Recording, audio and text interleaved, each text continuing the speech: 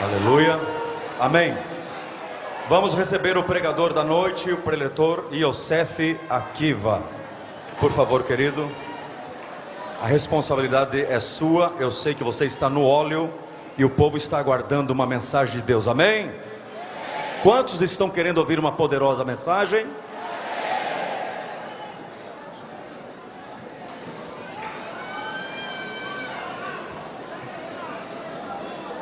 Cumprimento a todos os irmãos na paz gloriosa do nosso Senhor e Salvador Jesus Cristo. Quantos nesta noite têm muitos motivos para dar glória a Deus? Por favor, abra sua boca e dê um glória bem forte. Eu quero primeiramente agradecer a Deus por estar aqui. Agradecer a Deus pela sua vocação misteriosa, porque com muita sinceridade eu devo confessar aos irmãos que não vejo em mim condição nenhuma de estar aqui, mas Deus aprouve pela sua infinita graça e misericórdia que eu fosse um mensageiro do seu evangelho. E eu prometi para Deus que serei fiel a essa vocação até o final da minha vida. E que nada vai parar o propósito de Deus comigo. E serei sempre firme e fiel a esse propósito e chamado. Amém, queridos? Quero agradecer também ao pastor Cisino e ao pastor Reuel, que mais uma vez me honra nesta tribuna, mais uma vez confia no meu chamado, no meu ministério, ele e toda a família Bernardino. Eu sou eternamente grato. Não sou muito bom de palavras, mas eu me esforço muito, pastor, e eu quero expor aqui minha eterna gratidão diante dessa multidão que está aqui, diante das milhares, centenas de milhares de pessoas que nos assistem pela internet e diante daqueles que vão assistir pelo DVD. Deus abençoe muito o senhor, lhe retribua com saúde, com paz, com muita bênção para o senhor e sua família, em nome de Jesus. Muito bem, eu quero aproveitar que os irmãos estão em pé para fazer menção da palavra de Deus. Eu sou uma pessoa muito criticada por pregar muito no Antigo Testamento, e eu até penso, qual será o problema de pregar tanto no Antigo Testamento? Será que o Antigo Testamento não é a Bíblia? Eu não enxergo a Bíblia como uma colcha de retalhos. Para mim, toda a palavra na Bíblia é inspirada por Deus. Para mim, tudo que está aqui é Bíblia, aleluia. Mas mesmo assim, Deus colocou no meu coração para que eu pudesse refletir com os irmãos em uma mensagem no Novo Testamento. Amém, irmãos? Então eu quero convidá-los a abrir a Bíblia Sagrada no Evangelho de Lucas. Evangelho de Lucas. Enquanto você vai abrindo, o capítulo 7 é o capítulo que será base para a ministração da palavra de Deus nessa noite. Enquanto você abre, eu quero agradecer a Deus pela vida de cada irmão, cada colega, cada amigo, cada palavra de apoio que recebi nesses dias. Mais de 3.000 mensagens no Twitter, muitas ligações. Deus abençoe, que Deus possa retribuir. De fato, não vejo palavras, não encontro palavras para agradecer, apenas meu muito obrigado. Lucas capítulo 7, do 36 até o 50, será o texto que vamos nos embasar nesta noite. Lucas capítulo 7, do 36 ao 50. Assim diz a palavra de Deus. Convidou-o um dos fariseus para que fosse jantar com ele. Jesus, entrando na casa do fariseu, tomou o seu lugar à mesa. E eis que uma mulher da cidade, pecadora, sabendo que estava à mesa na casa do fariseu, tomou consigo um vaso de alabastro com unguento, e estando por detrás aos seus pés, chorando, regava-os com suas lágrimas e os enxugava com os seus cabelos. Ao ver isto, o fariseu disse consigo mesmo: se este fora profeta, bem saberia quem e qual é a mulher que lhe tocou, pois é uma pecadora. Então Jesus, voltando-se para o fariseu, lhe disse: Simão! E este respondeu: sim, mestre, uma coisa tenho a dizer-te. E ele disse: dize-a. Certo credor tinha 2 devedores. Um lhe devia 500 denários e o outro 50. Não havendo nenhum dos dois com que pagar, perdoou-lhe a ambos. Portanto vos digo, qual dos dois o amará mais? Respondeu-lhe então o fariseu: Senhor, suponho que a quem mais devia. Então Jesus lhe disse: julgaste bem. E voltando-se para a mulher, disse: vês esta mulher? Entrei em sua casa e não me deste água para lavar as mãos. Esta, entretanto, desde que entrei, não cessa de lavar os meus pés com lágrimas. Entrei em sua casa e não me deste ósculo. Esta, entretanto, desde que entrei, não cessa de beijar os meus pés. Entrei em sua casa e não me ungiste a cabeça com óleo. Esta, entretanto, desde que entrei, unge os meus pés com bálsamo e os enxuga com os seus cabelos. Portanto vos digo, perdoados são seus muitos pecados, porque esta muito amou, mas a quem pouco é perdoado, pouco se ama. E voltando-se para a mulher, disse: perdoado estão os seus pecados. E os que estavam com ele à mesa arrazoavam entre si, dizendo: quem é este que até perdoa pecados? Mas Jesus prosseguiu, dizendo à mulher: vai-te em paz, a tua fé te salvou.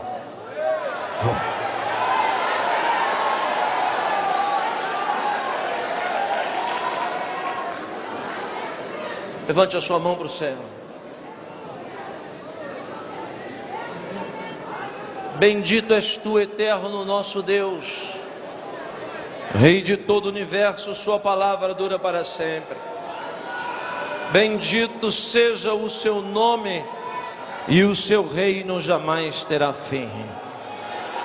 Fale com esta multidão nesta noite, de forma clara, concisa e poderosa. Exorta, ensina e edifica. Fala, Deus, não o que nós queremos ouvir, mas fala o que nós precisamos ouvir. E que ninguém saia daqui da mesma forma que entrou, mas que saímos daqui diferentes. Ensina-nos, Senhor, nesta noite. É o que nós te pedimos, em nome de Jesus. Amém. Só os salvos sentam dando glória a Deus.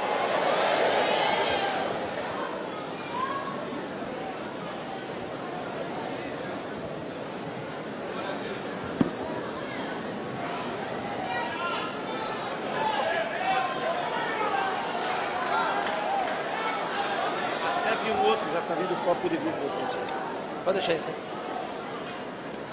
Uma das piores notícias que eu podia receber quando era um garotinho era quando minha mãe me dizia que tínhamos que comer na casa da minha avó. Aquilo para mim era uma tragédia, porque eu não gostava daquela comida. Aquela comida era muito diferente da comida lá de casa. Um dia eu me recordo, depois de ter apanhado, porque eu perguntei para minha mãe por que aquela comida era tão esquisita. Minha mãe me deu uma resposta que eu não entendi direito, só vim entender depois, mas me lembro. Ela me disse que a comida da vovó era diferente porque ela era hipertensa. E eu não sabia direito o que era ser hipertenso, só vim saber depois. Depois também aprendi que a vida, ela é semelhante a uma comida. E que de vez em quando a vida fica insossa. De vez em quando a vida fica sem prazer, sem alegria, sem gosto. Isso acontece até mesmo nas melhores famílias. Aprendi também, senhoras e senhores, que a vida tem um tempero. E o tempero primordial da vida é aquilo que nós chamamos de expectativa. Alguém que tem uma vida sem expectativa é alguém que come uma comida sem tempero. Expectativa é algo tão primordial para a vida humana que quando nossos pais recebem a notícia da nossa existência, quando ainda somos um objeto inerte, sem forma, mas quando recebe-se a notícia, junto com ela vem a expectativa. O que será que vai ser? Menino ou menina?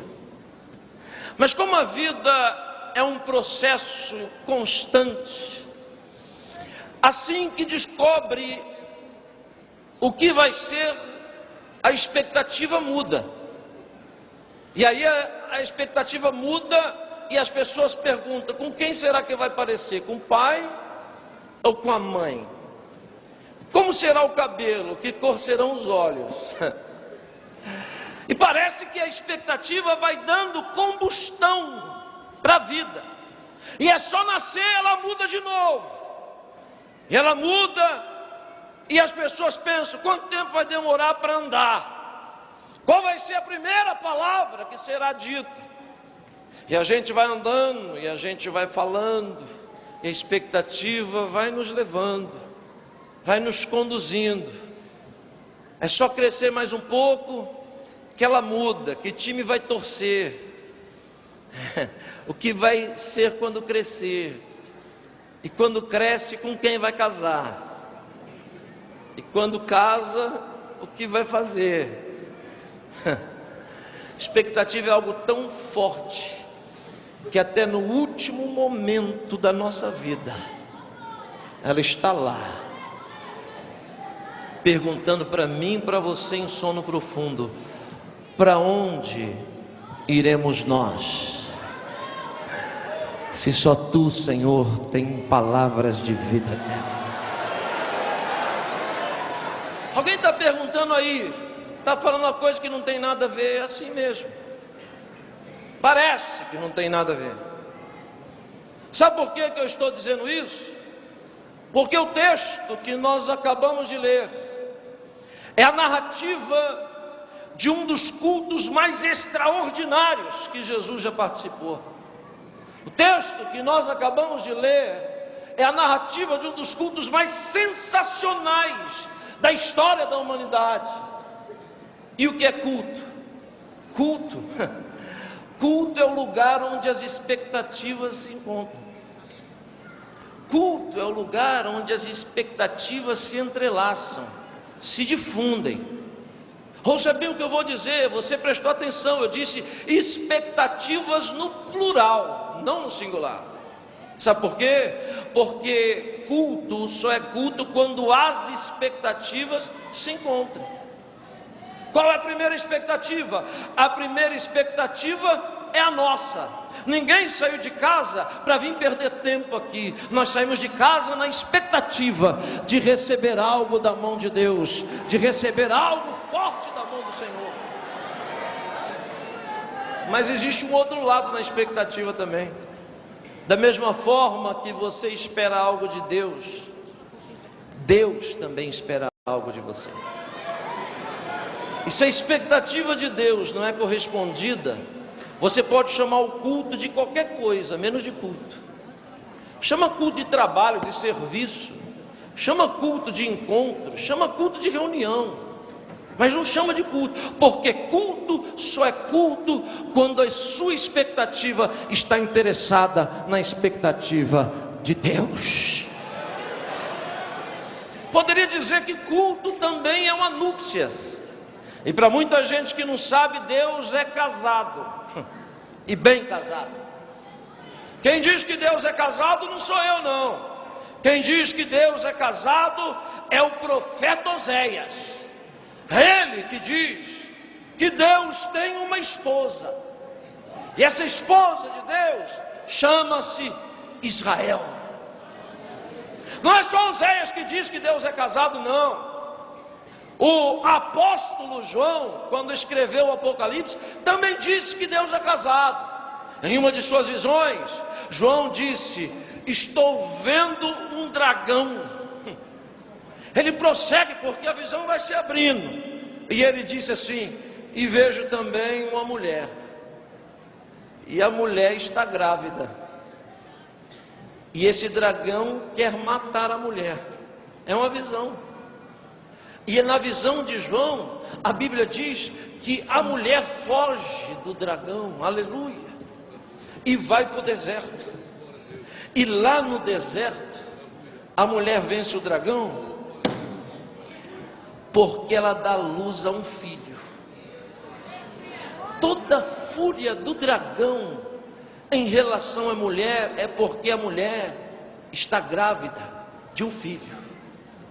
Aleluia. E agora a mulher dá luz a um menino. Preste bem atenção no que eu estou dizendo.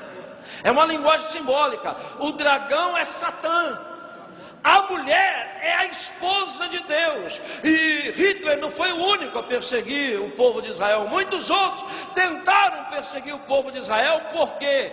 Porque o povo de Israel é a esposa de Deus. Então, o filho que está na barriga da mulher nada mais é do que aquele que tem poder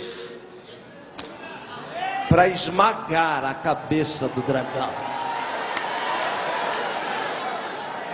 Então, Deus engravida Israel quando cultua com ele, porque o culto é uma núpcia. Aleluia. Se o culto é uma núpcia, então há um relacionamento entre a esposa e o esposo. E o que é a semente? A semente é o poder de gerar no homem aquilo que não existe nele. Então, quando Israel cultua a Deus, Deus desce no culto, aleluia, e semeia a palavra profética, e Israel vai ficando grávido das profecias de Deus, das profecias messiânicas, das profecias do Salvador, aleluia. Graças a Deus que a mulher deu a luz, e o menino está aqui no nosso meio nesta noite, representado pelo Espírito Santo.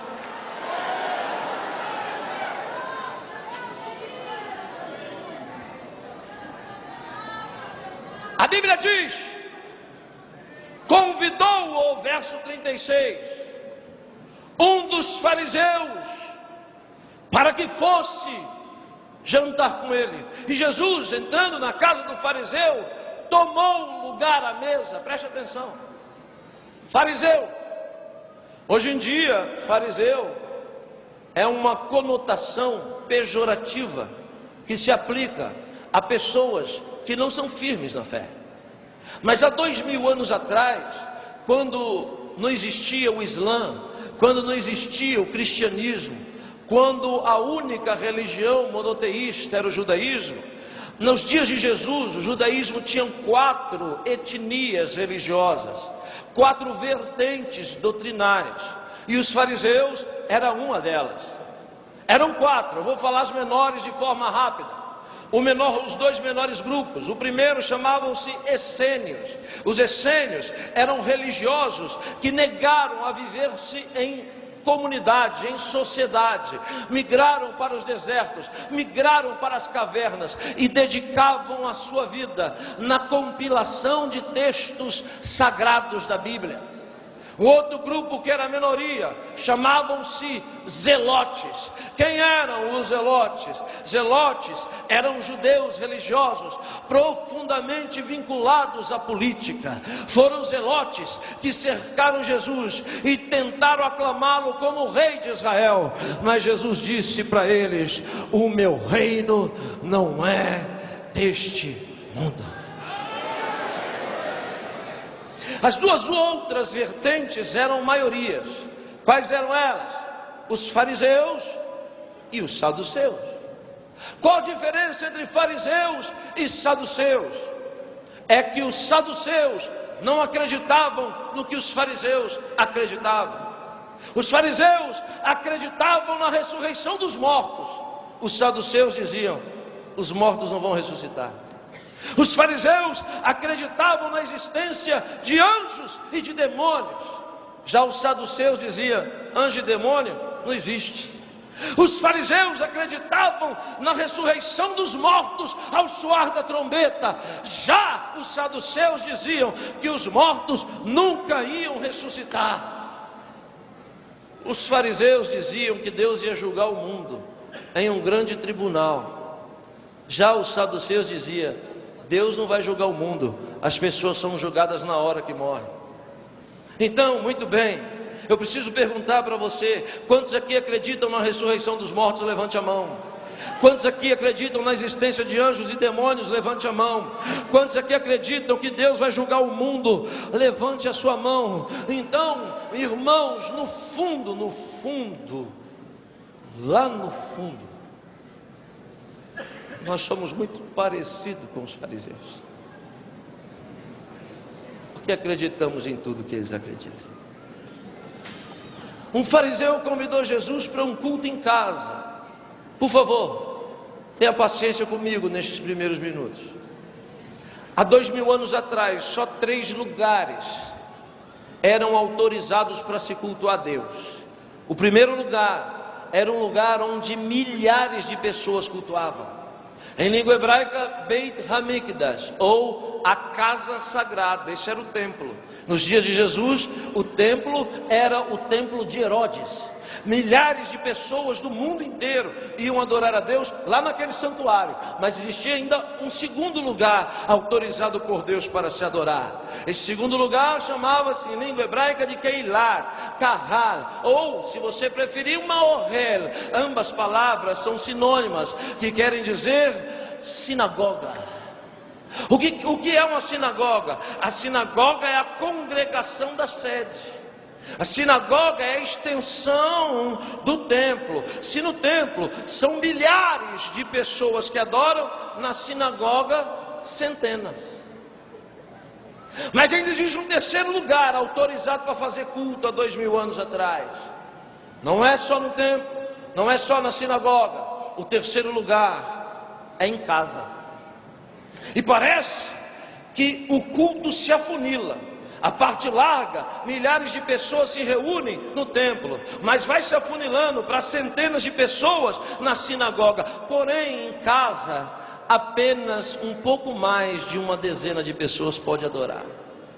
O fariseu, muito inteligente, na expectativa de saber quem era aquele pregador itinerante de Nazaré, aquele jovem rabino, ele na expectativa de saber quem é Jesus, então ele não marca um encontro com Jesus lá no meio da multidão, ele não marca um encontro meritíssimo lá no meio das centenas de pessoas, não, ele chama Jesus para um culto muito próximo dentro de casa.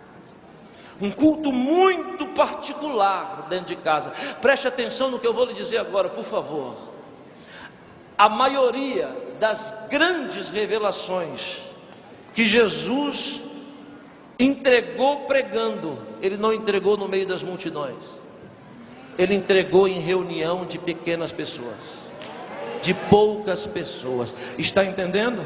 Você está vendo aqui hoje uma multidão, não é? Aí quando você chega lá na sua cidade, lá na sua igreja, tem só pouquinha gente. Toda vez que você chegar numa igreja e tiver pouquinha gente, liga as antenas, porque é Deus querendo falar no particular com você. É Deus querendo ministrar algo só para você.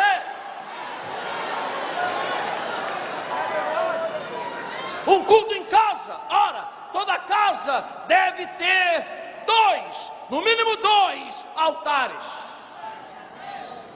Primeiro altar de uma casa, a mesa onde se come. Porque quando você senta na mesa para comer, você experimenta todo dia a resposta, o cuidado e a provisão de Deus para a sua vida. Mesa é altar, altar é lugar de aliança. Então, cuidado com quem você senta na mesa para comer.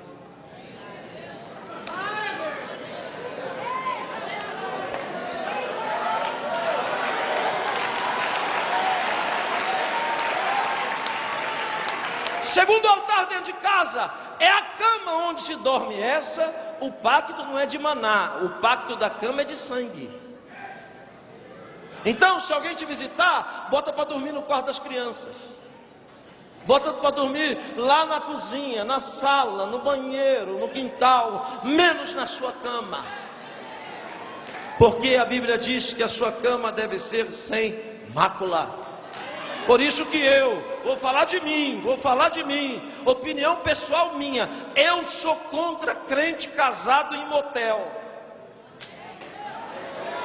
Por quê? Porque se deita na mesma cama que a prostituta se deitou, que o homossexual se deitou, e que abominações foram feitas contra Deus, e se torna como ele.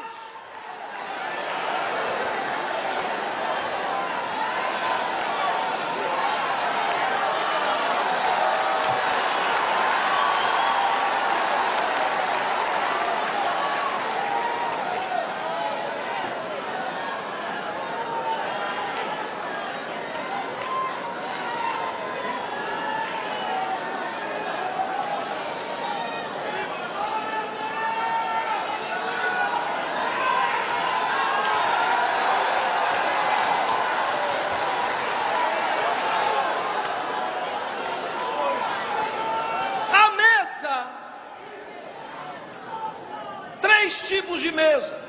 A primeira, uma mesa comum.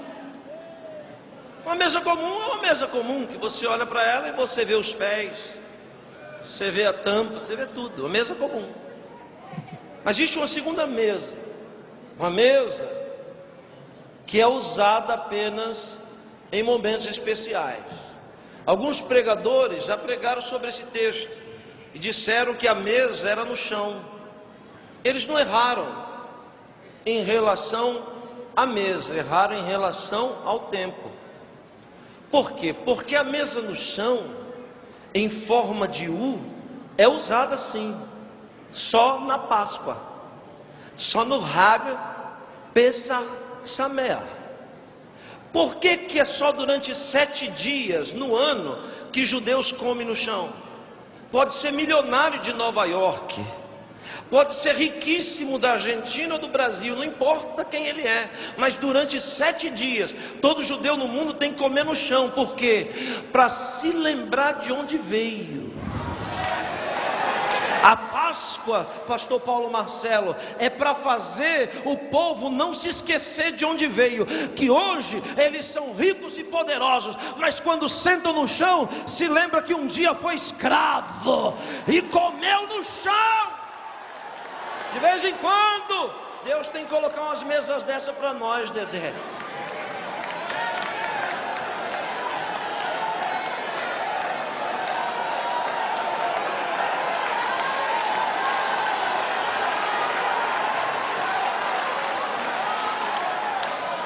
Pastor Anderson, ainda existe mais uma terceira mesa, e foi essa mesa que Jesus sentou. Essa mesa é uma mesa chamada de Kiddushá.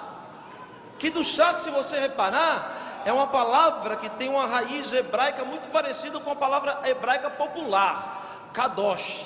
Kiddushá e Kadosh é quase a mesma coisa, só que Kadosh quer dizer santo e Kiddushá quer dizer santidade. Uma mesa de Kiddushá, ela não é no chão, ela é de pé. Só que quando alguém olha para ela, aleluia, estou sentindo a presença de Deus. Quando alguém olha para uma mesa de Kiddushá, ele não consegue enxergar os pés da mesa. Por quê? Porque uma mesa para essa cerimônia deve-se cobri-la ou forrá-la, preste atenção, eu sei que você está imaginando, com uma toalha, vamos chamar de toalha, de linho branco fino, grosso. Ela não deve ir, pastor Napoleão, só até a metade. Não, aquela cortina, aquele véu, aquela toalha, tem que chegar até lá embaixo. De modo que quem olha, pastora Flor, pastor Alex, quem olha não enxerga os pés da mesa. Quando se coloca uma mesa dessa, se remonta os dois níveis de relacionamento que o homem pode ter com Deus. O primeiro nível é quando alguém senta na mesa e aparece para os homens. A Bíblia chama este lugar, quando você aparece e os homens te enxergam, de lugar santo. Por quê? Porque no lugar santo, os sacerdotes todos se enxergam, os homens se veem no lugar santo. Porém, na mesa existe um outro lugar, mais restrito. Este lugar, não dá para você entrar nele de pescoço duro, de nariz empinado. Este lugar esconde a santidade. Por isso que ele é um véu. E lá do outro lado daquela cortina grossa, onde está a santidade, aleluia, estou sentindo a presença de Deus, ninguém pode entrar de pé, só se entra prostrado.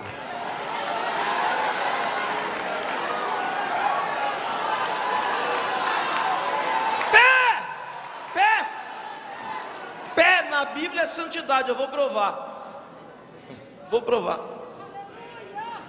De novo Apocalipse, João vê Jesus glorificado, ele diz assim: e os seus cabelos são alvos, brancos como a lã.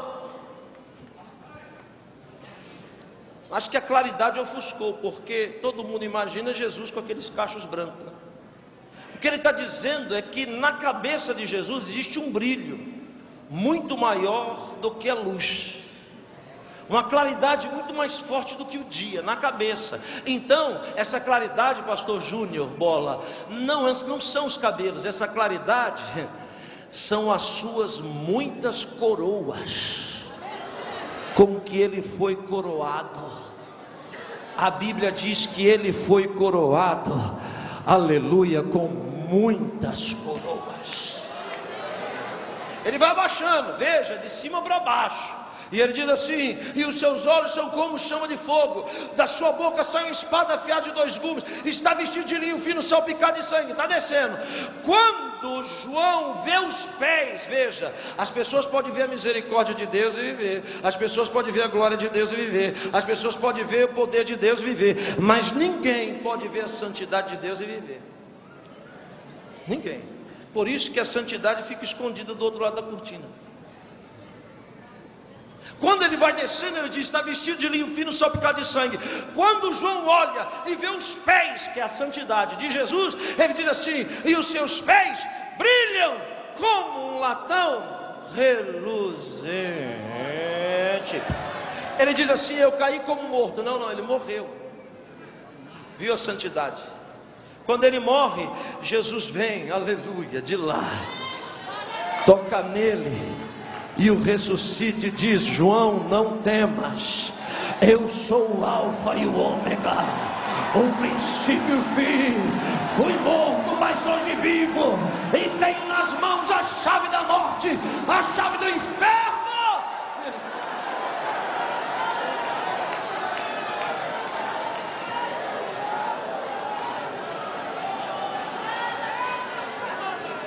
Deixa eu falar, irmã Raquel, com propriedade sobre a mesa, por favor. Eu vou falar com propriedade, com exatidão. Daqui a pouco eu começo a mensagem. A mesa tem 12 lugares. Em uma cabeceira o anfitrião, na outra o convidado. 5 homens de um lado e 5 do outro. O nome disso é minyan. Minyan traduzido quer dizer mínimo. Por que mínimo? Porque na religião judaica pode-se ter 200 mulheres no culto. Na religião judaica pode-se ter 200 mulheres no culto, pastor Marcelo Dias, 200, mas se tiver 9 homens, não pode ter culto. A religião tem que ter no mínimo 10 homens circuncidados, com aliança, pastor Joel, para Deus descer no culto. As pessoas dizem assim: Jesus tinha 12 discípulos, e eu digo, nunca teve. Jesus tinha 11 mais 1. Fernando Fusco, 11 mais 1. Por que 11 mais 1?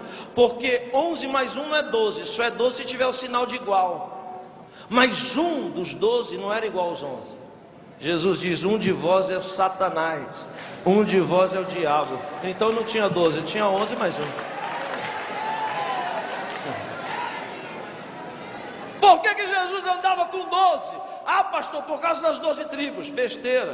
Por causa das 12 portas. Besteira. Eu vou lhe explicar por quê. Porque Jesus era um rabino legalizado, credenciado. E por que ele andava com 12 circuncidados? Porque ele sabia que o mínimo era 10 para fazer culto. Então quando ele queria cultuar e abrir a palavra de Deus para invocar, ele tinha os 10 da necessidade e mais 2 de estepe.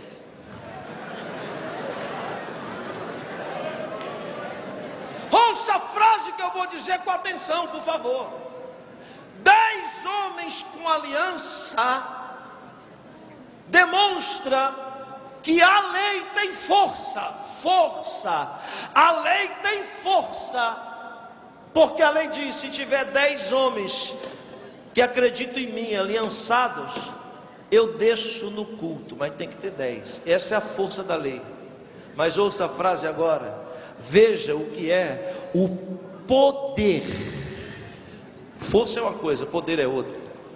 Veja o que é o poder da graça, porque na graça a Bíblia diz: onde estiver 2 ou no máximo 3 reunidos em meu nome, eu estarei no meio de vós. Ele está aqui. Se ele está aqui, abre a boca aí, dá um glória exaltando.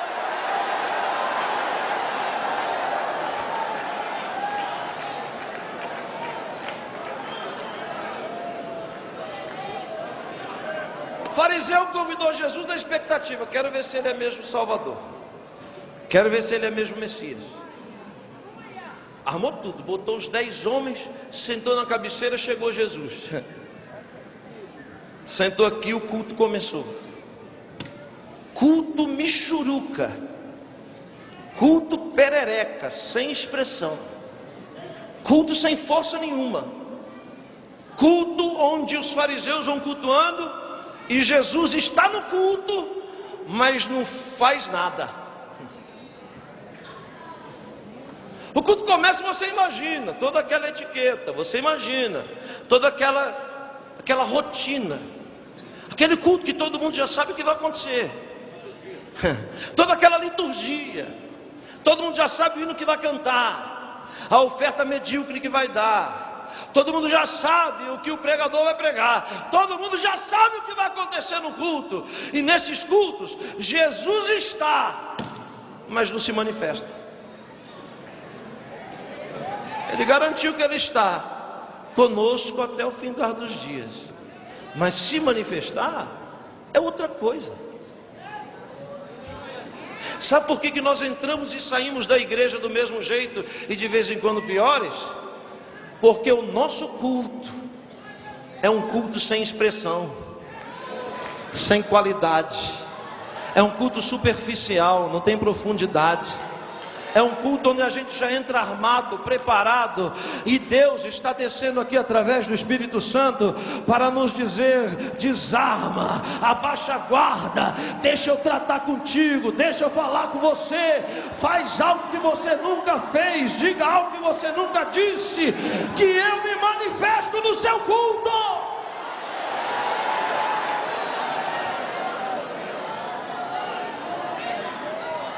Que nos faz receber milagres é a qualidade do nosso culto. Se a gente entrar no culto decidido a impressionar o Senhor, irmão, ele não resiste não. O culto vai daqui, vai de lá, vai daqui, vai de lá, e Jesus está calado olhando. Legal, bom, pensando. E o culto vai para lá, vem para cá, e vai para lá, e vem para lá, e vem para cá, e Jesus está no culto calado. Até que algo fora do script acontece no culto. É a expressão de alguém determinado a não perder a viagem. É a expressão de alguém determinado a não perder a chance. Eu não sei, meu irmão, se você está entendendo. Sabe qual que é o nosso problema? Nosso problema é acreditar que nós vamos ter outra chance amanhã. Mas e se hoje, agora, for o último culto da sua vida? Vai ficar calado, de cara fechada, olhando? Se você souber que essa é a sua última chance, se você souber que essa é a sua última oportunidade, você vai ficar moado como está aí? Ou você vai levantar, abrir a boca e dizer: essa chance eu não vou perder, esse momento eu não vou desperdiçar, Jesus está no culto e eu vou fazer algo diferente.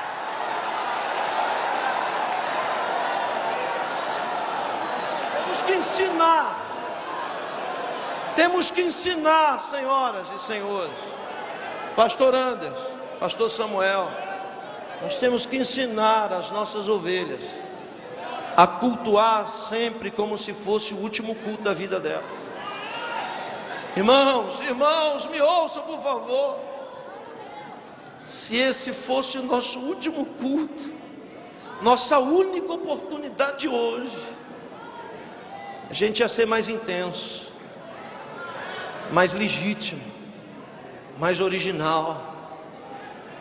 A gente ia colocar as cartas na mesa e dizer: Senhor, eu não aceito sair daqui da mesma maneira que entrei. Eu sei que tu está no culto, então faz algo. Aleluia. Andaramante comandara.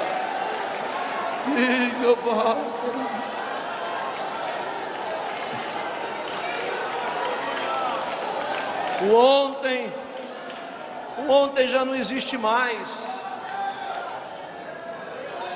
O futuro pertence a Deus, então para nós é sempre hoje.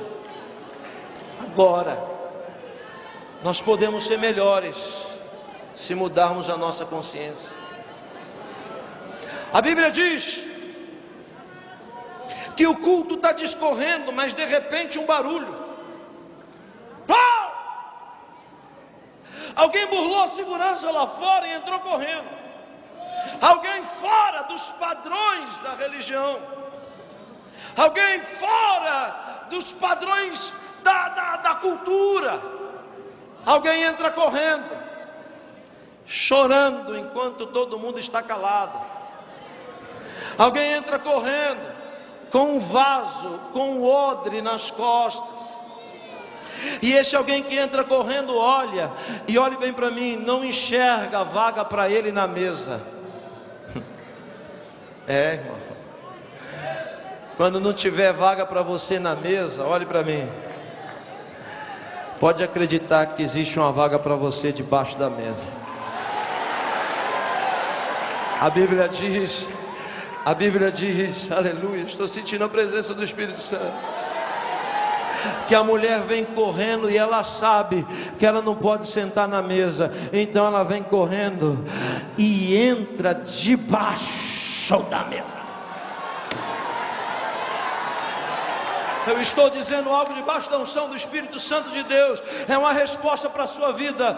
O Senhor está esperando algo de você há muito tempo, e você está querendo fazer o que os fariseus fazem, o que qualquer um faz. O Senhor está lhe dizendo: não, eu não te chamei para ser fariseu, eu te chamei para ser adorado. A diferença abismal. Sabe por quê? Porque de um modo geral os fariseus não se dobram. De um modo geral os fariseus não adoram. Para chegar na santidade do Santo dos Santos, tem que se dobrar. A mulher vem correndo e ela vem para fazer tudo o que os religiosos não fazem. Ela vem trazendo um odre cheio de bálsamo, entra debaixo da mesa e olhe bem para mim, já tinha se passado muito tempo do culto, que Jesus estava quieto, mas foi só alguém fazer algo diferente que o culto mudou, tomou outros rumos, aleluia, outras direções. Sabe o que aconteceu?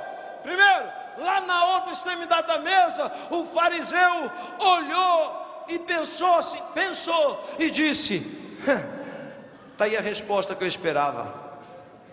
Se este homem fosse realmente o Messias, ele ia saber que essa mulher que está tocando nele é uma pecadora. Veja que a ótica do homem é a ótica do Senhor.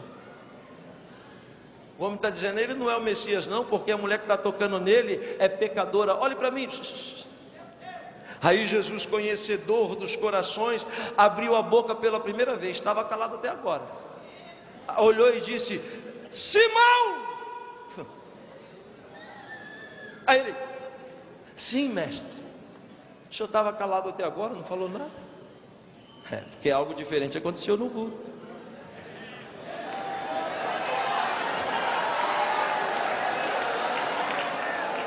Olha Jesus, deixa eu lhe contar uma parábola.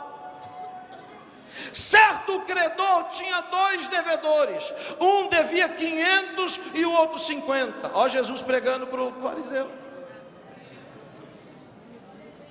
Nenhum dos dois tinha como pagar. Então o credor perdoou os 2. Qual dos 2 vai amar mais? Aí o fariseu pensou: essa é mole. Até minha filhinha de 4 anos responde. Quem vai amar mais? Lógico, quem deve mais, ama mais. Quando ele disse, lógico, quem deve mais, ama mais, Jesus olhou e disse: ah é? Agora você julgou certo. Porque na hora que a mulher entrou que você julgou errado. Agora você julgou certo. O que é uma parábola? Parábola é uma linguagem de metáforas, que o pregador está falando, mas na verdade ele está usando a linguagem para falar outra coisa. Isso é uma parábola. A Bíblia fala de várias parábolas, e as parábolas têm uma regra. Olhe bem para mim, qual que é a regra da parábola? Quem prega para o ouvinte, prega, e depois no final faz uma pergunta. Por quê? Porque a resposta de quem está ouvindo vai ser uma sentença para a sua própria vida. Por isso, se o Senhor te fizer alguma pergunta, bota as barbas de molho. Cuidado com o que você vai falar, porque da sua própria boca pode sair a sentença para a sua vida. Eu vou lhe provar, deixa eu lhe provar. Deus chamou o profeta Natã e disse: Natã, vai na casa de Davi e conta para ele uma parábola.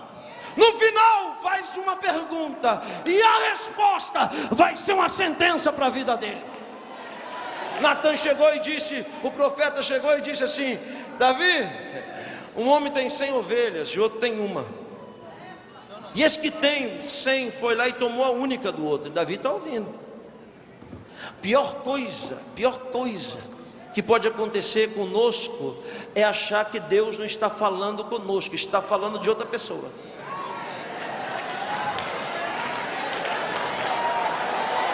Você entra na igreja, aí o pregador começa, pá, e você pensa: ah, essa é para a irmã Mariquinha. Não é para a irmã Mariquinha, porque Deus não é fofoqueiro para falar de quem não está. Deus está falando é com você, é para você, moçada. Primeiro erro que nós não podemos cometer é achar que Deus está falando conosco, mas de outra pessoa. Assim errou Davi. O homem roubou a única ovelha. Aí veja a regra da parábola. No final o profeta pergunta: o que nós vamos fazer com esse homem? A pergunta. Agora Davi vai dar a sentença: este homem, a gente tem que fazer um sashimi dele, vamos esquartejar, vamos acabar com ele, vamos moer ele. Quando ele disse: esse homem tem que morrer, aí vem o poder da revelação. Por quê? Porque a revelação é um poder de fazer você enxergar o que você não enxerga. A revelação é um poder de arrancar as escamas naturais dos nossos olhos. A revelação é um poder de fazer nós mesmos enxergar os nossos próprios defeitos. Quando ele disse: esse homem tem que morrer, aí vem a revelação: ah, é mesmo, Davi? Muito bem, este homem é você. Deixa eu contar outra parábola rápida. O rei Assuero sonhou. Chamou quem? Amã. Contou o sonho para Amã. Está entregando a parábola. Amã, aconteceu isso no sonho. E agora inverteu, porque Davi achava: a mensagem não é para mim, é cajado, é para a irmã Mariquinha. Amã está ouvindo que o rei quer abençoar alguém, então ele inverte. Agora Amã está dizendo: é bênção? Então é para mim. Bênção é para mim. Quando ele pensa: é para mim, aí no final do sonho ele conta e diz assim: então Amã, me diga o que o rei deve fazer com o homem que ele quer honrar. Amã, achando que ele é a última Coca-Cola do deserto, diz: pega o seu melhor cavalo, sua melhor veste, o seu mais alto funcionário, bota a coroa na cabeça desse homem e sai gritando na rua que este é o homem que o rei quer honrar. Ele deu a resposta que é a sentença, que é o final da pergunta da parábola. Quando ele diz: honra este homem, aí vem o poder da revelação. É mesmo, boa ideia, faça isso com Mardoqueu, o judeu. Toda vez que você achar que você é melhor do que alguém e que você tem que receber a bênção no lugar de alguém, pode se preparar. Você vai carregar o cavalo para essa pessoa e vai ter que gritar bem alto que é essa pessoa que Deus quer honrar. A regra é a mesma. A regra é a mesma. Jesus olha para o fariseu e faz uma pergunta: o credor tem dois devedores, um deve muito, outro pouco. Nenhum dos dois tem como pagar, perdoa os dois. Olha só, contou a história, vai perguntar: qual dos dois vai amar mais? E o fariseu não entendeu que quem devia muito era a mulher, que o credor era Deus, e que quem devia pouco era ele. Preste atenção, devia pouco, mas também devia. Porque se existe algo comum entre nós, essa é a nossa natureza caída. A Bíblia diz: todos pecaram e destituídos foram da glória de Deus. Então, todos nós devemos. Não é? Então a Bíblia diz, aleluia, glória a Deus, que o fariseu olhou e deu a sentença. Lógico que quem ama mais é aquele que deve mais. Aí Jesus deu risada e disse, com o cantinho da boca: agora você acertou, porque quando ela entrou, você errou. Julgaste bem. Por que Jesus contou a parábola? Olhe para mim. Sabe por quê? Porque ele é o Messias. E um dos enquadros que se dá ao Messias é o que o apóstolo dos gentios o chama de segundo Adão. Porque o primeiro Adão, quando caiu, preste atenção no que eu vou dizer. O primeiro Adão, quando caiu, tirou todas as coisas do lugar. Quer dizer o quê? Quer dizer que quando Deus criou o leão, antes da queda, o leão não era uma fera, o leão não era carnívoro. O leão só se tornou uma fera carnívora depois que Adão caiu, que ele tirou as coisas do lugar. Por isso que Jesus é o segundo Adão. Por quê? Porque se o primeiro Adão tirou as coisas do lugar, o segundo Adão vai colocar as coisas no lugar de novo. Levante a sua mão para receber o que eu vou dizer. Jesus está entrando com providência na sua causa. E recebe aí o que eu vou falar. Ainda por esses dias você vai ver tudo o que está fora do lugar na sua vida, Jesus vai colocar no lugar de novo.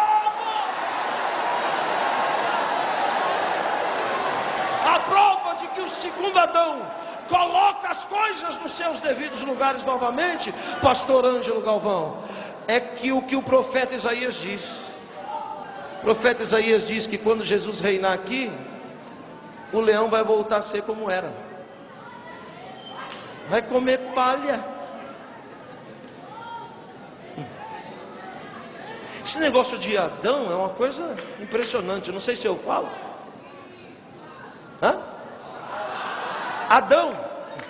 Adonishon, ou o homem Adão, era um protótipo totalmente diferente do que somos hoje. Por quê? Porque Adão era eterno.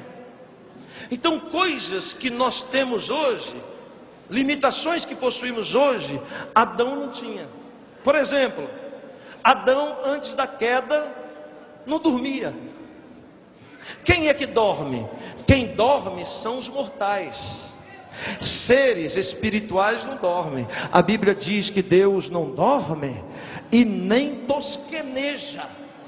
Então quer dizer que dormir é um sintoma de quem é mortal. Por quê? Porque o mesmo apóstolo dos gentios, em uma de suas cartas, diz que a morte é um sono. Paulo diz assim: e ressuscitarão primeiro aqueles que dormem. Então quer dizer que a morte é um sono. Por que nós dormimos? Porque Deus está mandando uma mensagem para nós todo dia. Você dorme e acorda. Você já reparou que quando você dorme, você perde a noção do tempo? Você pode dormir 10 minutos, você acorda, parece que foi 2 horas. Por quê? Porque você entrou num estado parecido com o da morte. O sono é a 10ª parte da morte. Então quer dizer que todo dia você morre e ressuscita. Morre e ressuscita. Morre.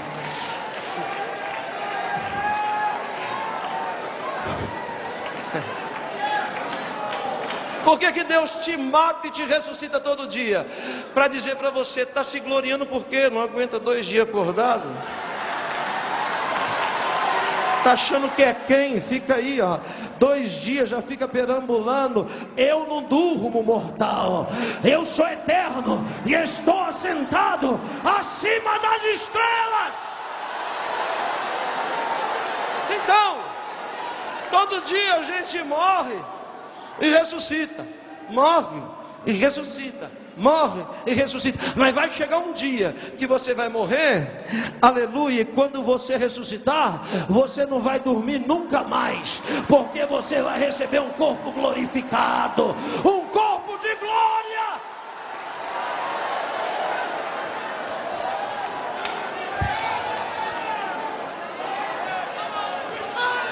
Adão nunca tinha dormido. Eu estou falando de culto.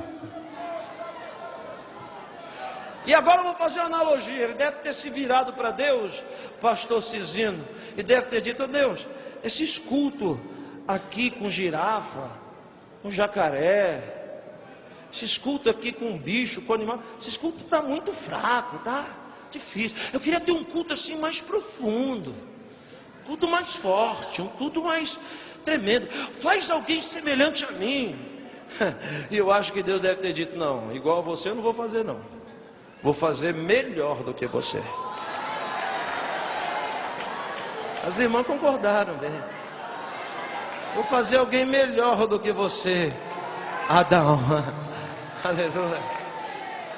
Sabe o que é, Senhor? Eu quero ter um relacionamento. E Deus deve ter dito para Adão: Adão, não existe relacionamento sem morte, porque relacionamento é renúncia. Então, para você se relacionar com alguém semelhante a você, Adão, você tem que morrer. Ele diz: morrer? O que é isso? Deus diz: eu vou te mostrar. Adão, eterno, vira o olho, dormiu. Deus vai lá e abre o lado. E daqui do lado, tirou a mulher. Eu vou lhe explicar daqui a pouco a frase que eu vou falar. 3 dias e 3 noites depois, Adão acorda. Quando ele olha e vê a mulher, ele diz: uau! Que tremendo.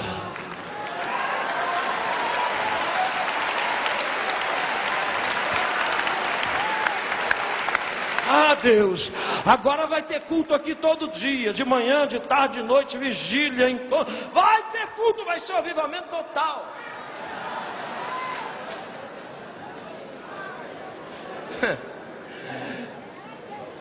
É interessante como a mulher é mais excelente que o homem. Os irmãos me perdoem. É interessante, porque homem em hebraico são duas letras, Yud e Shin. O Shin faz o som de Sh. É o W, se você olhar, você vai ver uma letra parecida com W, é Shin. Yerushalayim, Shalom, Shema, Shavuot, essa é a letra Shin. O homem é só duas letras, o I, que é a menor, que é o Yud, e o Shin. Então o homem em hebraico é Ish.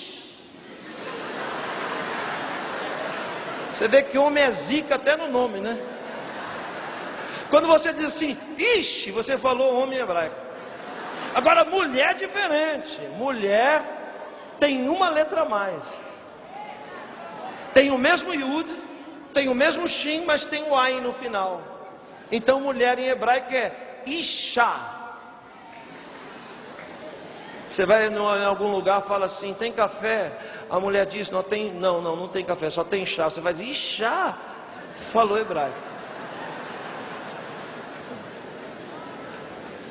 Por que a mulher tem um sentido a mais que o homem? Segura aí, as irmãs vão me convidar agora para os congressos de círculo de oração, tudo. Por que a mulher tem uma letra a mais? Porque toda mulher tem um sentido a mais que o homem.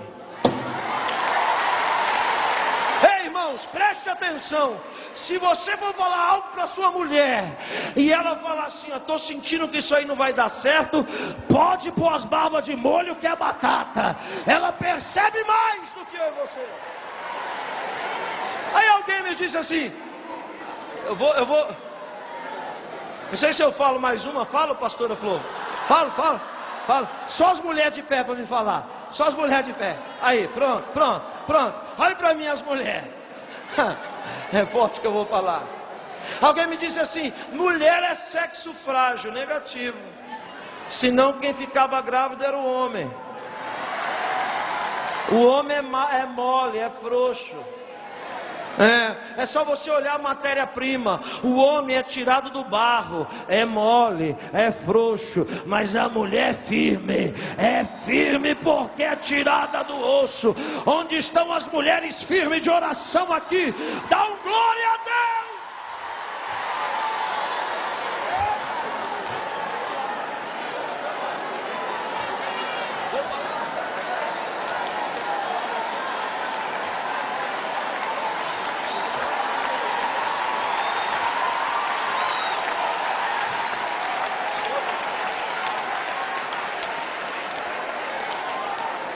Ouça bem aqui, preste atenção, volta para mim de novo. Não se empolga não. Calma, irmã. Adão disse para Deus, eu quero me relacionar com intensidade. E Deus disse para Adão, não tem como ter relacionamento sem morte. Por isso que você vai morrer, vai dormir. Olhe bem para mim. Não existe um versículo dentro do Pentateuco que diz que o Messias, para ser Messias, tem que morrer. Pastor Paulo. Então por que Jesus morreu? Sabe por quê? Porque Jesus é o segundo Adão. Para que ele morreu? Eu vou lhe explicar agora. Quanto tempo que eu falei que Adão ficou dormindo? Quando Jesus, o segundo Adão, é crucificado, ele dorme. Quando ele dorme, um soldado vem de lá e abre o mesmo lado. Só que aqui não saiu osso. Aqui saiu água e saiu sangue. 3 dias e 3 noites dormindo. Quando ele ressuscita, lá já estava a sua noiva, a igreja, sua esposa, lavada no sangue e purificada na água da palavra.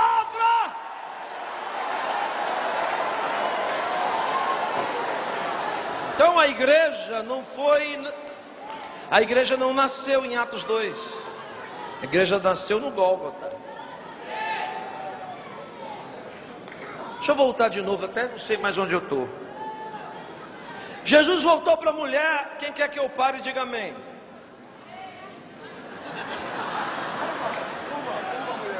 Quem quer que eu continue e diga glória a Deus? Vou ficar com a maioria.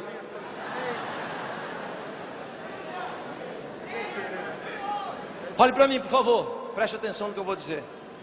Quando Jesus diz, julgaste bem, ele fez o papel de colocar as coisas no lugar. Aí Jesus olhou para o fariseu, veja, o culto vai mudar agora. Ouça o que eu vou dizer. Jesus olha para o fariseu e diz para o fariseu assim: vê, olhe para cá, vê esta mulher. Meritíssimo. Jesus não disse viu essa mulher. Jesus não disse verá essa mulher, ele disse vê. Sabe por quê? Porque na eternidade não tem passado e nem futuro. Na eternidade é sempre presente. É assim que Deus te enxerga. O Senhor não te enxerga como você era. O Senhor te enxerga sempre como você é.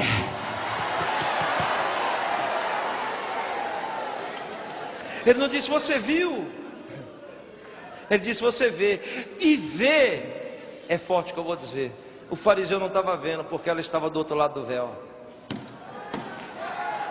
Existe um lugar seguro onde Deus nos esconde.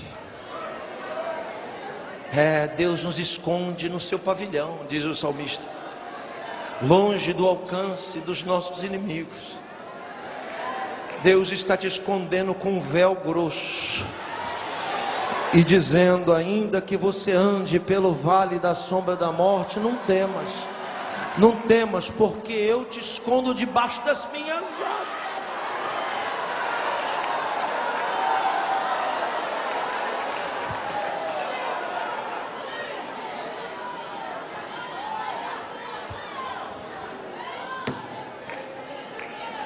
Veja essa mulher. Ele diz: não, eu vi. Não, passado não me interessa, estou perguntando se você vê agora. Não, agora não. Jesus diz: então eu vou lhe dizer como se é um culto. Primeiro, preste atenção. Jesus diz: eu entrei na sua casa e você não me deu água. Não existe culto sem água. Todo culto tem que ter água. Não, os irmãos não entenderam. Todo culto tem que ter água, senão não é culto. Ele diz: eu entrei aqui e ninguém me deu água. Por que Jesus está cobrando água? Sabe por quê? Eu vou lhe explicar. Porque dentro da religião, se tiver dois elementos sagrados na mesa, não é uma questão de higiene, é uma questão de religião. Tem que se lavar a mão, fazer a oblação. Se tiver vinho e pão, não pode tocar no fruto da terra se a mão não tiver as pontas dos dedos molhada. Quem está me entendendo, diga amém. Então, tinha pão e vinho, elementos sagrados, que inclusive é usado na nossa ceia. Se tem pão, como é o cerimonial? Ele lava a mão, pega o pão e racha de cima para baixo. E como é que ele diz? Baruch atah Adonai Eloheinu melech haolam, amotz le'amin ha'eretz, baruch shem kavod malchuto leolam vaed. Bendito és tu, eterno nosso Deus, Rei de todo o universo, que fazes brotar na terra o pão. Bendito seja o seu nome, o seu reino nunca terá fim. Mas ele disse: eu entrei e ninguém me deu o mínimo, água. Olhe bem para mim. A água que Jesus se refere é uma água conhecida de todos, inclusive naquela época. Jesus é tão revolucionário como um pregador. Ouça o que eu vou dizer, que ele é o primeiro pregador da história da humanidade a dizer que existem dois tipos de água. Primeiro, água morta. Água morta é uma água que não se manifesta, que não se expressa. Água morta é uma água que não tem fundamento, não serve para nada. Jesus diz que existe um outro tipo de água, a água viva. Ele diz para a mulher assim: se tu soubesses quem é que fala contigo, João 4, então tu é que pediria, porque essa água aí você vai tornar a ter sede. Mas se beber da água que eu posso te dar, você nunca mais terá sede, porque ela vai jorrar para a vida eterna. João 7,37, ele está olhando os judeus lavando as escadarias do templo, no último dia da festa. Ele se levanta e diz: aquele que crê em mim, como diz as escrituras, fluirão de dentro de si rios de água viva. Água morta brota da pedra, da cachoeira, do rio, do riacho, do mar. Água viva não. Água viva brota de dentro do homem. O que é água viva? Viva porque fala, se expressa. Viva porque se mostra para Deus. O que é água viva? Quando você vem para o culto e sente a presença do Espírito Santo e começa a chorar gostoso, começa a chorar com alegria, pela janela da alma, que são os olhos, começa a brotar água viva. Água viva quer dizer que é uma água que fala.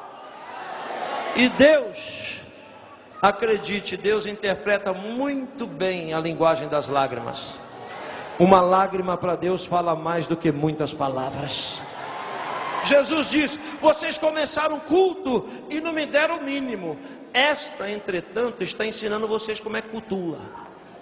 Porque ela não está me dando o mínimo, ela está me dando o que nenhum de vocês tem capacidade de dar. Ela está chorando nos meus pés. Segunda coisa que Jesus cobra no culto, ele diz: eu entrei aqui nesta casa e ninguém ungiu a minha cabeça com óleo. Ora, isso é um ritual também. Lá na porta tinha um vasozinho de barro com óleo, azeite de oliva cru. Quando chegava alguém que tinha ministério, quando chegava alguém que tinha unção, então a pessoa, para declarar unção na vida de quem chegava, molhava no dedo óleo e ungia a bola da orelha direita, o dedão do polegar aqui da mão direita e o dedão do pé direito, e declarava que aquela pessoa era ungida. Era uma gotinha só de óleo de azeite de oliva cru. Jesus diz: eu entrei aqui, ninguém me deu nenhuma gotinha. Esta, entretanto, não está me dando uma gotinha, está derramando tudo. E não é azeite de oliva cru não, é bálsamo de mirra, 7 vezes mais caro do que o azeite cru. 3 tipos de beijo eram dados há 2000 anos atrás. O primeiro beijo era dado no sacerdote. Onde se beijava o sacerdote? Na face. Como é que se beija o sacerdote? Pescoço duro, olho no olho, beijou. Quando beija no rosto, se declara: somos iguais, temos a mesma estatura.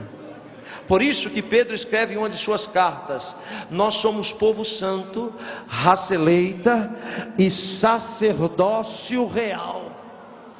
Então os sacerdotes se beijam na face, mas se beija assim, ó, de pescoço duro, de nariz reto, de olho no olho, beija no rosto.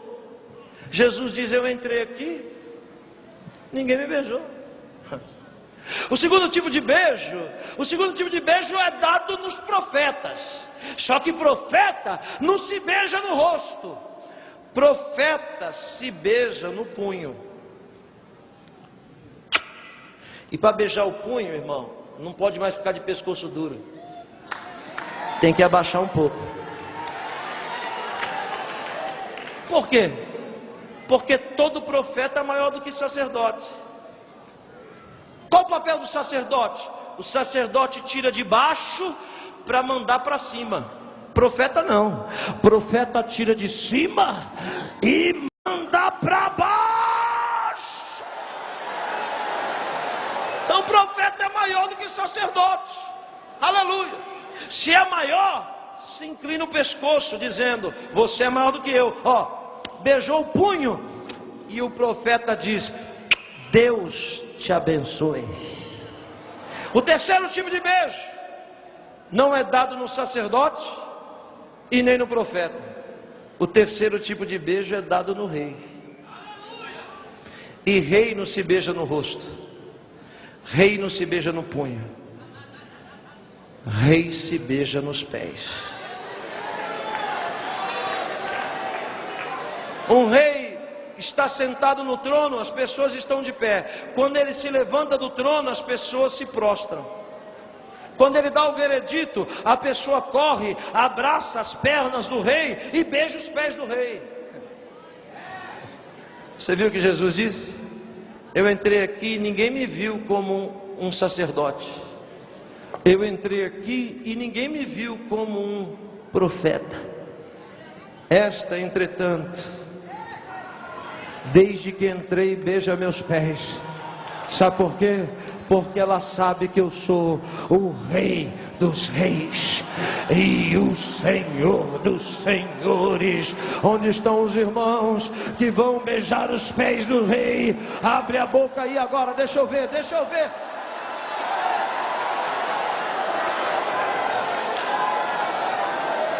Aquela atitude é tão forte, pastor Luiz, pastor Edinaldo, é tão forte, tão poderosa, que Jesus, olha para mim, Jesus vira as costas para o culto dos fariseus. Já não está mais interessado no culto dos fariseus. Sabe o que Jesus faz? Desce. Com licença. Abre a cortina e diz: isso é que é culto. Era isso que eu estou esperando há muito tempo. Faz tempo que eu espero um culto poderoso desse. É impossível você sair daqui da mesma forma que entrou. Qual que é o seu problema? É aleijada? Não, não. É cega? Não, não. Está com a mão mirrada? Não, não. O seu problema é pecado? Então recebe. Perdoado estão os seus pecados.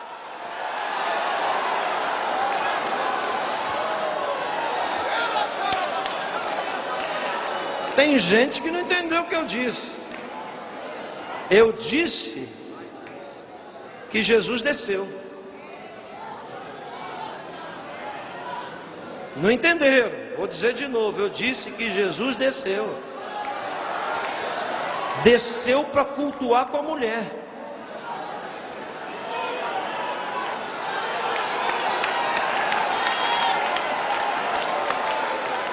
Deixa eu tentar explicar de novo. Espera aí. 3.000 anos atrás, 1000 antes de Cristo, Salomão vai inaugurar o templo. Quando ele vai inaugurar o templo, ele é rei. Na sequência vem o profeta e na sequência vem o sacerdote. Primeiro sacrifício é do rei, vai inaugurar. Entendeu, pastor Alisson? Vai inaugurar, pastor Reuel. Primeira oferta é dele. Qual que é o sincronismo da oferta? Ele traz o sacrifício, queima o sacrifício, e o sacrifício sobe, e Deus recebe lá em cima. Só que eu imagino, na coerência dos meus pensamentos, que Salomão juntou 200 bois para queimar, e ele podia queimar 200 bois que Deus ia receber em cima. Só quando ele foi para queimar 200 bois, eu acho que o Espírito Santo deve ter falado para ele: você não é o rei? 200 bois vai queimar o sacerdote lá no fim da fila, e você é o rei, você não pode fazer o que qualquer um faz. Aí Salomão deve ter pensado e dito: já sei, vou queimar então 500. Quando ele junta 500, ele também sabe, Luan, que se ele puxa os 500 aqui, queima, a fumaça sobe e Deus recebe lá em cima. Só que quando ele vai queimar 500, o Espírito Santo deve chegar de novo e dizer: Davi, 500 bois queimou o teu pai quando a arca chegou e nem tinha templo. Isso é igual? Salomão, o teu pai Davi queimou 500 bois quando nem tinha arca, nem tinha templo, só tinha a arca. Vai fazer igual a ele? Aí Salomão deve ter pensado: então, o que nunca ninguém fez? Aí o Espírito Santo deve ter dito: queima 1000. 1000? Queima 1000. É muito forte. 1000? Nunca ninguém fez? Não. Então vou fazer. Quando ele puxou 1000, que ele queimou, ao invés de Deus receber em cima, Deus desceu e recebeu embaixo, e a glória do Senhor invadiu o templo, e ninguém podia ficar de pé diante da glória de Deus. Quando a mulher não dá gotinha, mas derrama tudo, ela atinge o nível de Salomão. E quando ela atinge esse nível muito alto que ninguém faz, então Deus não recebe em cima, ele desce. Desceu e diz: é impossível você sair desse culto do mesmo jeito que você entrou.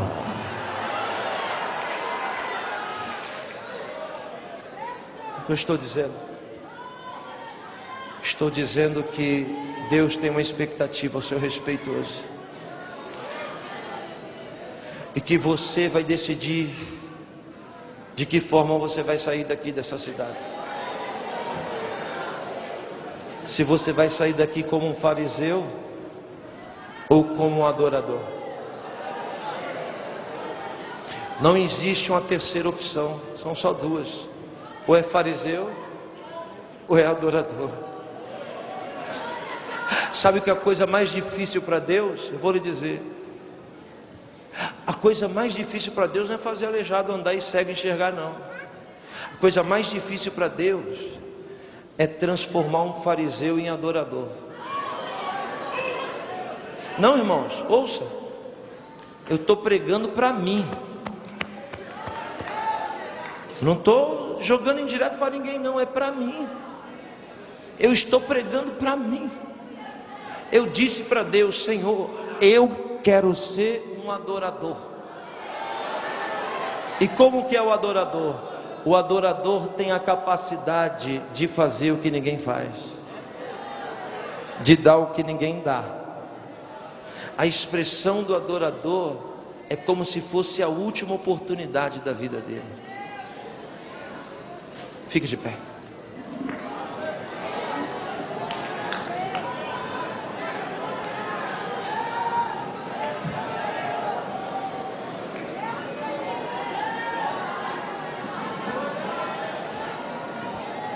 Vou te dar 5 minutos. 5 minutos para você derramar até a última gota. 5 minutos para você dizer para Deus o que você nunca disse, fazer o que você nunca fez. 5 minutos eu estou lhe dando para você impressionar o Senhor neste culto. Abante cora chada bada sobegadai. Adorador tem habilidade para se prostrar. Adorador tem habilidade para reconhecer o senhorio do rei. Adorador não aparece para homens, porque quando aparecemos para homens, desaparecemos para Deus. Mas quando desaparecemos para os homens, então nós aparecemos para Deus. Eu vou lhe dar 5 minutos. Agora eu quero ouvir a sua voz.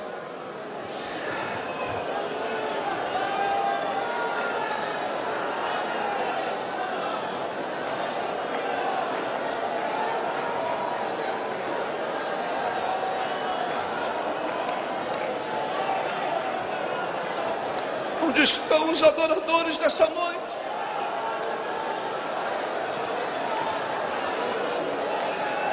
O Senhor quer se relacionar com você, adorador.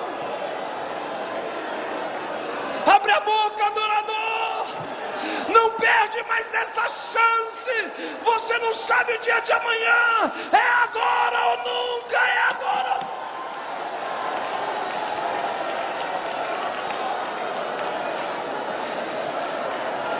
Jesus está aqui. sinto a presença dele aqui. Eu sinto a presença dele. Você está sentindo a presença dele?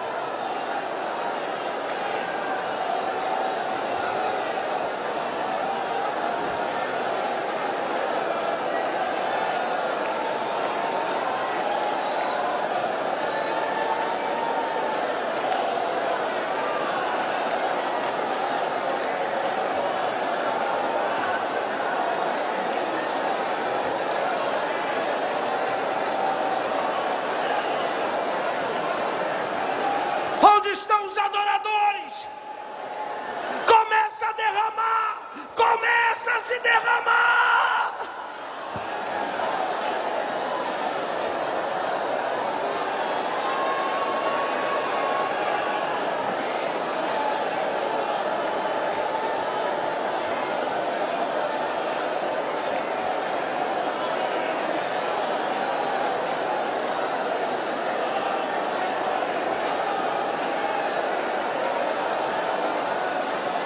Jesus tem uma expectativa.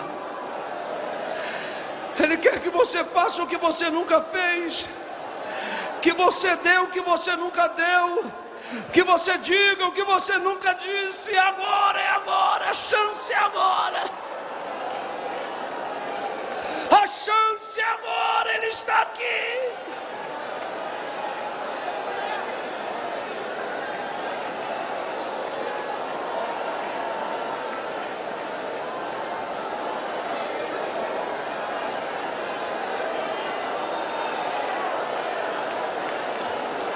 Fecha com chave de ouro.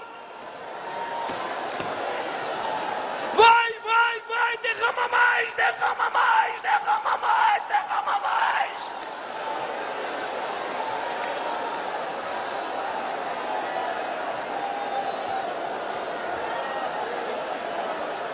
Decida como você quer sair daqui nessa noite. Quem é você? Aleluia. Aleluia. Já estamos finalizando. Estamos finalizando. Daqui a pouco vai acabar o congresso. Você não pode sair daqui do mesmo jeito que você entrou.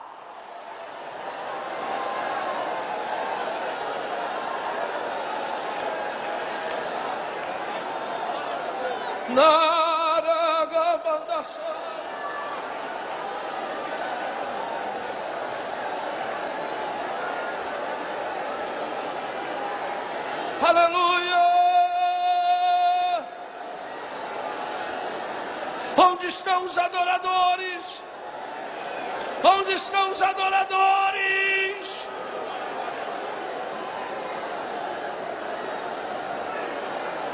Mais intenso, mais intenso.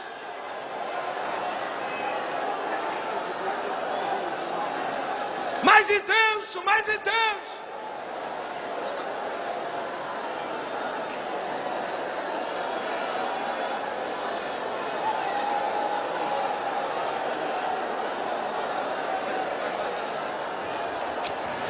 Achando, quem sente a presença dele aí? Quem sente a presença dele aí? Lauachamba, cadarauás. Viu a Bíblia fechada? É um livro comum, mas aberta. Ela é a boca de Deus falando com você na terra. A Bíblia é boca de Deus aqui na terra. A Bíblia é boca de Deus aqui na terra. A Bíblia é boca de Deus aqui na terra. Eu creio e acredito na palavra que vem dela, mas a Bíblia é boca de Deus aqui na terra. A Bíblia é boca de Deus aqui na terra. A Bíblia é boca de Deus aqui na terra. Eu creio e acredito na palavra que vem dela. João Batista foi o último profeta, mas a profecia de Deus nunca se acabou. A Bíblia é boca de Deus aqui na terra. Eu sou profeta da palavra do Senhor e Ele fala com o seu povo aqui agora. Hoje é dia de vitória, de poder e muita unção.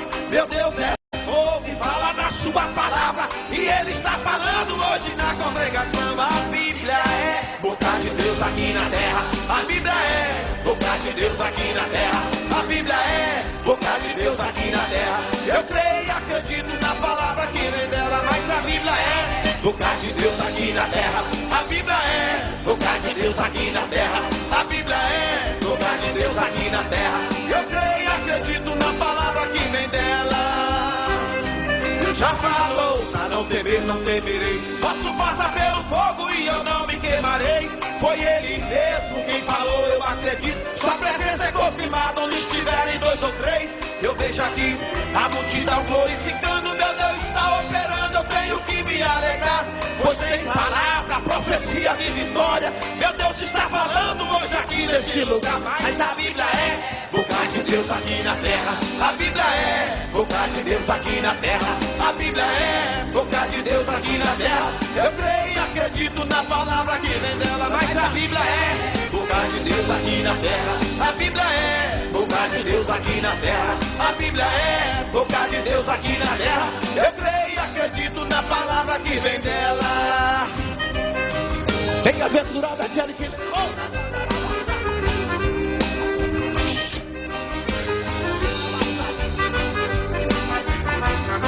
A Bíblia fala que o nosso Deus é tremendo. Eu recomendo você confiar em Deus. Ele batiza, reveste o homem de glória. Meu Deus fala toda hora através dos vasos seus. A profecia hoje para essa igreja é que o lugar vai tremer, vai fumegar, incendiar.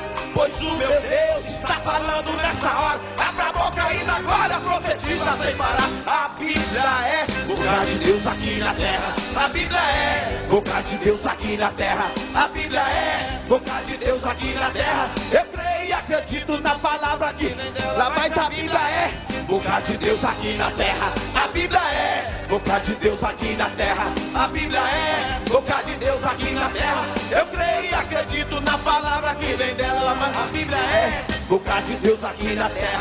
E ela diz que o Senhor é meu pastor. A Bíblia é boca de Deus aqui na terra. E ela diz que eu sou mais que vencedor. A Bíblia é boca de Deus aqui na terra. E ela diz que Deus vai derramar poder. A Bíblia é boca de Deus aqui na terra. E ela diz que o seu vaso o Senhor vai encher. A Bíblia é boca de Deus aqui na terra. E ela diz que Deus vai batizar você.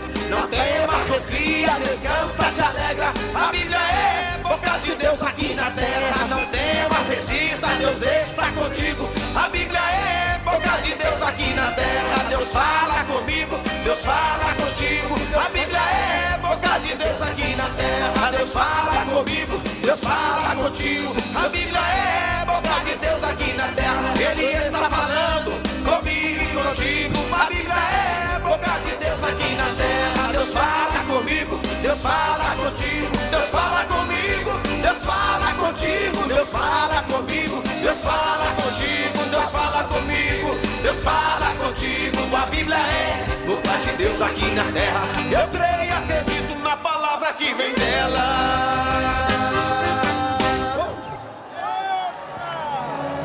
Atenção, dá som aqui, dá som aqui, dá som. Atenção, minha gente, o congresso não encerrou ainda. Vai ter a parte linda final. Amanhã à noite, lá no pavilhão, com o pastor Napoleão Falcão. Quantos estão felizes com essa mensagem que o pastor Youssef Akiva? Mas eu quero ouvir um amém gostoso. A senhora, quem é? Como é que é? Não. Peraí. Está aqui. É o hino dele. Aleluia. Oh, vamos adorar o Senhor no final desse congresso. Indo para os nossos lares adorando ao Senhor.